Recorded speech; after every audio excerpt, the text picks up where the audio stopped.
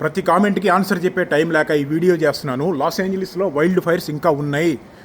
మా ఏరియాలో ఇటు వెళ్తే ఒక 10 కిలోమీటర్లు, ఇటు వెళ్తే ఒక 5 కిలోమీటర్స్ దూరం రేడియస్లో వైల్డ్ ఫైర్స్ జరుగుతున్నాయి. ఫైర్ ఫైటర్స్ చాలా కష్టపడి పనిచేస్తున్నారు 24/7.